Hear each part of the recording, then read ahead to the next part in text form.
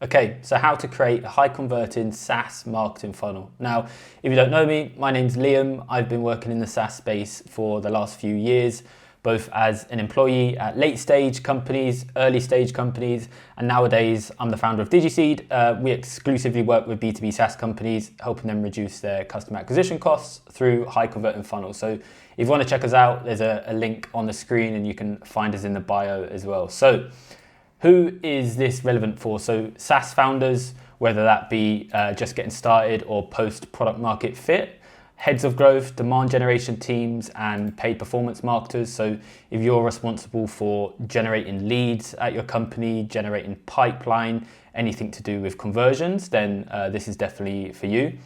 What we're going to be covering in this video, so why funnels are important, what even is a funnel, the stages of a funnel, how to optimize your funnel. We'll be going through an example. And then at the end, if you stick around, I'll be giving you access to a free funnel masterclass that my team and I have put together based on the experiences from scaling SaaS companies. So why should you care about your funnel? Well, it's no surprise that advertising is expensive, but that doesn't necessarily mean it has to be unprofitable. New competitors are joining the market every week, so it's becoming really hard and difficult to stand out, especially when a lot of SaaS companies essentially do the same thing under the hood. And if you're in the B2B space, which this is more relevant for, you'll already be aware that the B2B buyer's journey is or can be extremely long and complex. And it's a buyer's market nowadays. With so many SaaS companies out there, the control is in the buyer's hands. They can decide who to go with. And so everybody's fighting for their attention. And so your funnel really is how you attract and convert these people. And so it's something that you should always be paying attention to. As it says here, the cost of acquiring a new customer continues to climb. So optimizing your funnel nowadays is really a non-negotiable. It's how you captivate and persuade and sell to an audience in a digital world. So your funnel really is your virtual sales team. You know, you wouldn't just hire a fresh grad, throw them into the deep end with your sales process, not onboard them, don't give them any training or ongoing professional development. You wouldn't do that with your sales team. And so you should adopt the exact same mentality with your funnel. And if you do it right, then you're going to have a system that enables you to acquire customers with predictability, but most importantly, also significantly reduce your CPAs and your customer acquisition costs. So it's not just about acquiring a bunch of customers, it's about acquiring a bunch of customers and freeing up cash so you can reinvest into your marketing and acquire more customers. And really the aim of the funnel, and this is, obviously not the reality, but you want to get to the stage where it's inputs and outputs, where you can put X into your funnel and you can get Y out of it, which is the predictability. And why, again, it's so important is while competitors sacrifice, several months of revenue to acquire one customer, which is very common in the SaaS space. I know some companies sacrificing, 1 to 2 years of revenue because their lifetime value makes sense. So while your competitors are doing that, you have more cash to invest back into marketing and sales and to acquire more customers because you've optimized your funnel. You've got rid of the leaks, which we'll go through in a second. Now, if you're watching this, you're probably in the SaaS space, and there's a reason why the SaaS industry has boomed over the last decade, and it's because of recurring revenue. Software is easy to scale in comparison to the physical world, and you've also got these repeating recurring revenue business models. So you acquire a customer once, and they pay you every single month or every single year until they cancel. So really, you're paying X to acquire them, and they're giving you, monthly income, yearly income until they cancel. So let's run through a quick example just to really show you the importance of having an optimized funnel. So let's say you're a SaaS company with a customer lifetime value of £10,000. So through the lifetime of a customer being with you, they are going to give you £10,000. And that equates to roughly 10 months, right? So £1,000 per month they're with you, just to keep the math simple. So in example one, let's say your customer acquisition cost is £5,000. So you are paying 5K to acquire one customer. That means your payback period is 5 months. It takes you 5 months to break even or pay back the cost of acquiring that customer. And this is very common in the SaaS space. Now let's go through example 2. So let's say your customer acquisition cost was £3,000. So your payback period is 3 months. So significantly less than example 1. That means you're breaking even after month 3, whereas your competitor or maybe the old way you operated, you had to wait an extra 2 months to acquire a customer. So what does this mean? Really, if you can drive your customer acquisition costs down even by £2,000 for each customer, you're £2,000 better off. How much more cash is that going to give you? How much larger of a safety net does that give you to take bigger risks, bigger plays? How much more cash to reinvest into marketing and scaling? And so this is the aim of the game, really. It's not just about burning cash and acquiring as many customers as you can. Some people take that approach, but really you want to do it profitably. You want to get a return on your marketing, and you want to be able to chuck as much money into marketing as long as you can get a return. And so really this is the importance of optimizing your funnel. In the second example, you've got 2 months extra you're getting back, and so that just means you can acquire more customers. Now, what is a funnel? And I think this is a topic that can easily be overcomplicated.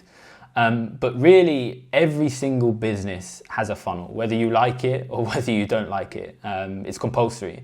And all that a funnel is it's just a sequence of steps that turn strangers into customers. So in the physical world, a funnel could just be having a shop, a store, on the local high street, and people coming into your store, right? That's how you attract, that's how you sell to people, and that's your funnel.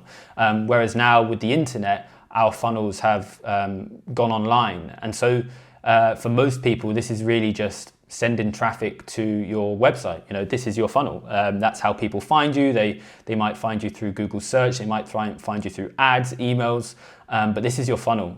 You're going out there, you're driving awareness, and they're then going to your funnel and making a purchase. And funnels come in all different kinds of shapes and sizes. This is a very simple funnel, just send in different campaigns or channels directly to your website. This is what a lot of SaaS companies do. And they can be as small and simple or as large and complex as you want to make them. And we'll talk through an example of what those funnels can look like in a few minutes. And the larger your funnel becomes, the more consideration there are for each individual step, right? So let's say, for example, at the beginning here, where we're driving awareness, so we've got 3 different campaigns. These could also represent channels, so like Google, Facebook, TikTok, or these could just be like an email campaign, some blogs, some SEO, and some paid ads. Really doesn't matter too much, but each of those areas are going to have their own considerations, right? If performance is dropping at this side, then I'm going to be optimizing for different things than I would on the website. So each step in the funnel has its own considerations. There's things you can do, there's metrics you can measure, and there's different tactics you'll use to improve those metrics across the funnel. Again, we'll go into that in just a few minutes. Now, the stages of the funnel. So again, this is something people overcomplicate. I like to keep things simple. There are plenty of frameworks and models to follow out there, like the ADA framework, for example. However, simply, there's top of funnel, there's middle of funnel, and there's bottom of funnel. So there's 3 stages really, and you can go into more detail here. And so at the top of the funnel, this is where you're driving that awareness, you're doing that lead generation. So this could be, sending emails to people. It could be DMing people on LinkedIn. It could be posting content on your LinkedIn or your Twitter or your Facebook, driving awareness, putting the message out there. And so at the top of the funnel, you want to get as much traffic as possible. So the traffic comes into the top of the funnel. They're then inside the funnel. So this might be, where you've captured an email. It could just be them visiting your website. You don't necessarily need first-party data such as an email. It could just be driving traffic to your website. And then in the middle of the funnel, this is where, okay, they know who you are. This is where you sort of educate them about your company, and you're trying to basically drive that conversion event, get them onto a call, get them to start a free trial. And then bottom of the funnel, this is where people have, progressed a bit more. Perhaps they've hopped on that sales call, perhaps they've started that trial, but they haven't become a customer yet. They haven't reached revenue. And so the aim here is to get that revenue, is for them to become a customer. And so similar to, as I said above here, each of these stages are going to come with their own considerations and tactics. For example, somebody's hopped on a sales call with me, they're going to be far more aware of who my company is. They're going to have far higher intent because they've taken the time to hop on a sales call. And so they're going to be very different to somebody who's not even heard of you before. They're going to have different intent. And so therefore we're going to use different tactics, which we'll talk through in a few minutes. And then, so what do some of those tactics look like, And so this is more geared towards paid funnels. But let's say, for example, top of funnel, people don't know who your company is. They don't know who you are. They don't know why you exist. They don't know what problem you solve. And so if we're just pitching to those people, hey, book a demo with us, start a free trial, you just sound like everyone else in the market who's in their DMs, who's in their emails, right? Just cold pitching them. They don't even know why they should have a solution like yours. And so you want to take a slightly different approach. And so some ideas for top of funnel content. You want to be talking about pain points. Businesses exist to solve problems, and so we always want to be talking about those problems, agitating them so they become severe enough that people take action and look for a solution to those problems. And so at the top of the funnel, we definitely don't want to be, hey, our product is great, look at our reviews, hop on a sales call, because again, you just sound like everyone else. So we want to be tapping into those pain points, really understanding our customer avatar, and some great content you can distribute here, like guides, checklists, tools, templates. So just free value. You're not trying to sell to them, not yet. And it's just about trying to alleviate some of that pain they're experiencing, spending too many hours a week on reporting, manually doing their bookkeeping, manually sending emails. These are all sort of pain points that we want to be trying to address through our top of funnel content. Then when they come into the middle of the funnel, this is where we want to educate them on our categories. So they know this problem exists. They know they're, spending too long on creating manual dashboards. And so now it's trying to educate them, well, hey, here's this solution. That means you don't have to do that anymore. Showing them what life looks like on the other side, selling that transformation. And so sharing social proof of other people experiencing that solution and it benefiting their life, showing the quantification of how that solution has benefited them, showing statistics, backing it up with data. There are so many baseless, wild claims in the world, and so showing statistics, real data of your solution improving people's lives, solving their problems, and backing it up with research. And then as we get to the bottom of funnel, this is when you can start selling to people. They've identified a problem in their life exists. They are now aware of solutions that solve that problem. Now it's about introducing your product to be the solution to that problem. And so this is when we start, pushing for the sale. This is where we could start showing testimonials of customers who are benefiting from your product. Social proof, very powerful psychological trigger. Competitor comparisons, you can almost guarantee if they're at the bottom of the funnel, they're already looking at competitors, trying to get the best deal, trying to find out who's best for them. And so you want to be proactive, answering those questions. One-time offers. This isn't great for everyone, quite against just dishing discounts off, but it doesn't have to be a discount. It could be, a volume-based offer. It could just be, hopping on a demo with you and getting something in return. Sharing case studies. So again, building that authority and third-party reviews on platforms like G2.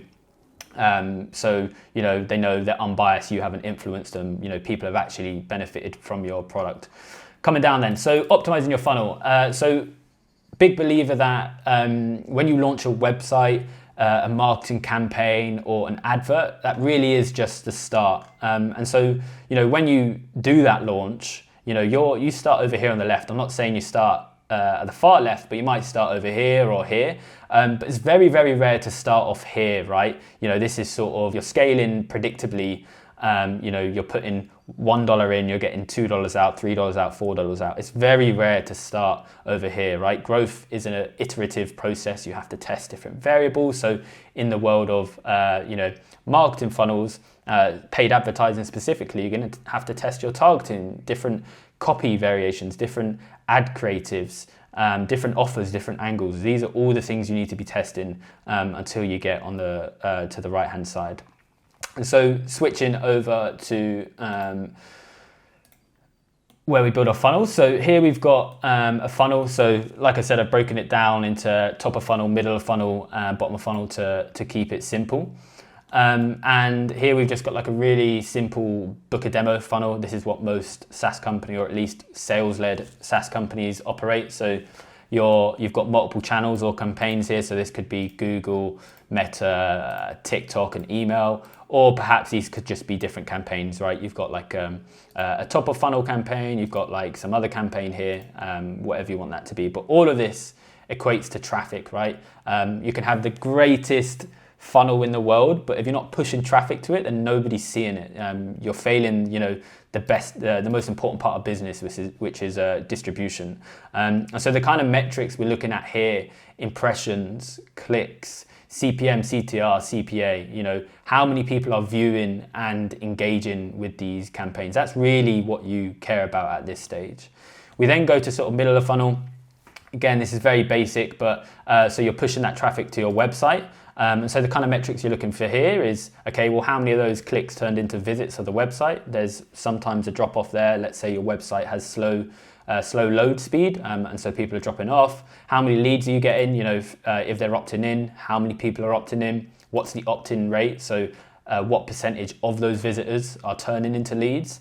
Bounce rate, so of the people that visit your website, what percent of them are just exiting the website? SaaS companies generally have quite high bounce rates. And what's the average session length? So how long are people spending on your website? This is a really good metric to keep an eye on to measure lead quality. If people are good leads, then they have higher intent, and so they'll spend time looking around your website, getting educated. And the longer somebody spends on your website, the more likely they are to convert, right? Because they're reading your sales argument.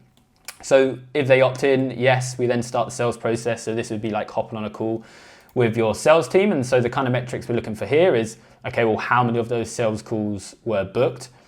How many of those, or what percentage of those people that booked a call actually showed up? So this is your show up rate. And what's your win rate? So out of the people who show up to a call and become a qualified sales opportunity, how many of them are actually becoming customers? So really basic book a demo funnel. But as I said earlier, each step of this funnel comes with its own considerations and tactics. Once you've built a funnel, what you should be doing before you run any tests is you should be, monitoring it, measuring it. Okay, where are the revenue leaks? Where are people dropping off?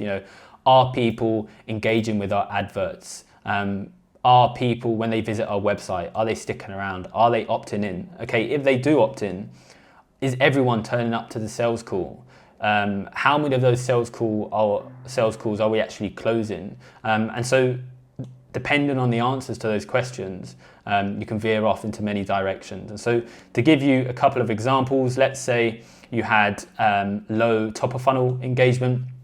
So on your ads, you're not getting many clicks, you're not getting many views, whatever content you're pushing. Not many people are getting to see this funnel. Again, this is all irrelevant if people aren't clicking and going through to your funnel. So some of the things you could consider here is your offer. This is, to me, the most important part, is like, what are you offering the market? And really your offer is something that you give to the market in return for their attention or money. So it could be a demo, that could be your offer. It could be a lead magnet. And so you really want to be thinking about, what are you offering the market?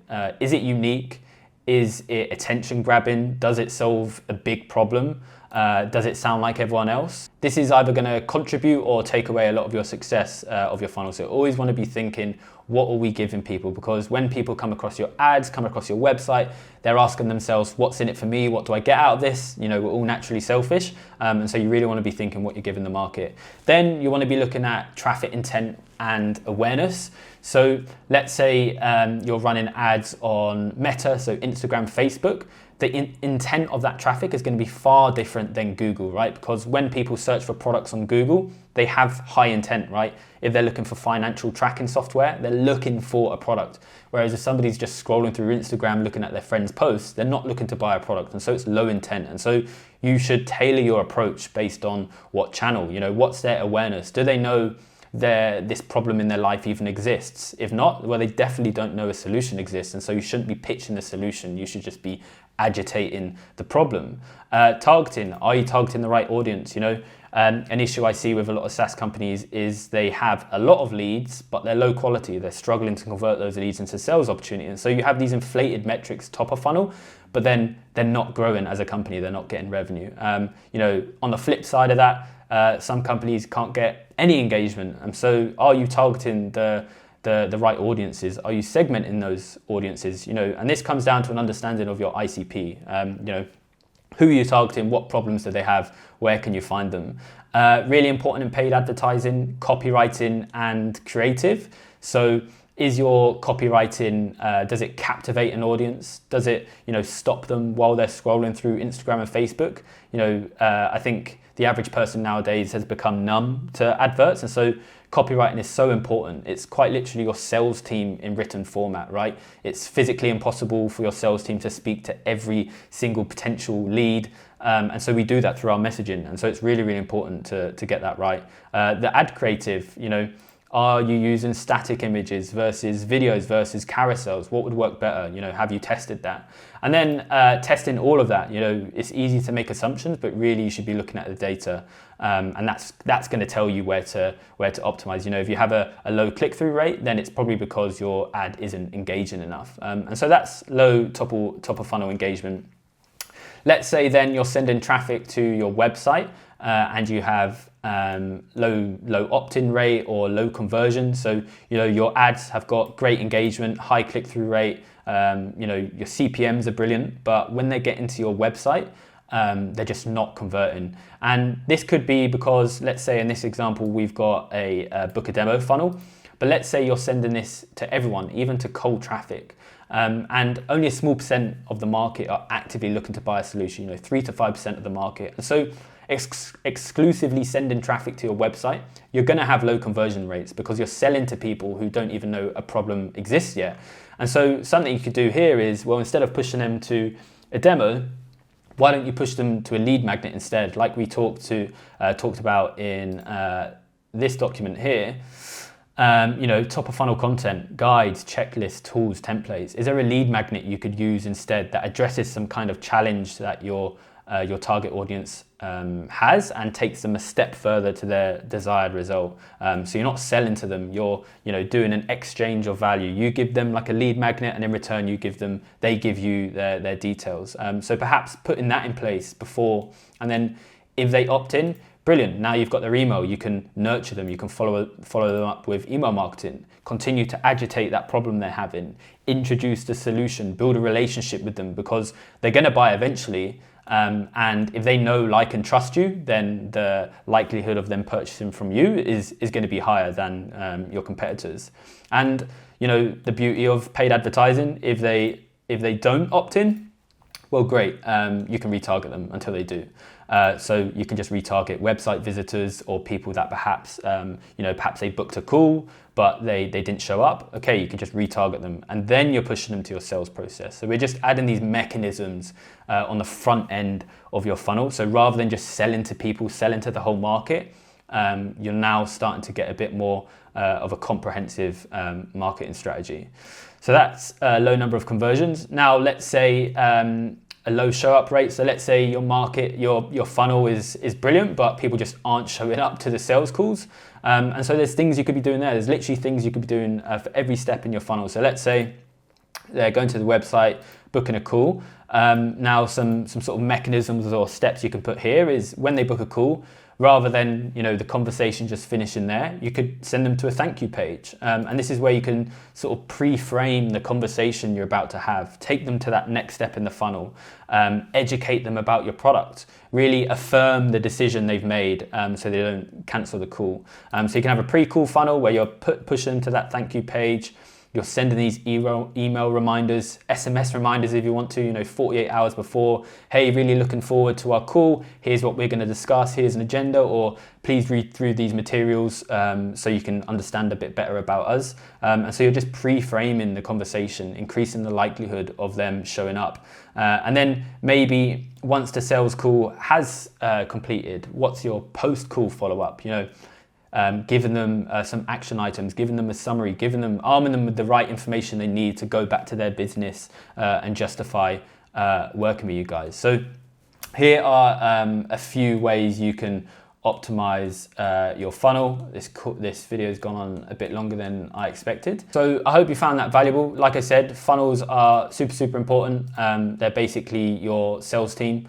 And so you really want to optimize them. You want to make sure that you're driving those customer acquisition costs lower and lower so you can acquire more customers profitably and you have more cash to reinvest into your marketing. So like I said at the beginning, for those who hang around to the end, you get access to a free funnel masterclass. So if you look in the bio, there'll be a link to the masterclass. Click that, get access to the masterclass, let me know what you think, and I'll see you on the next video. Peace.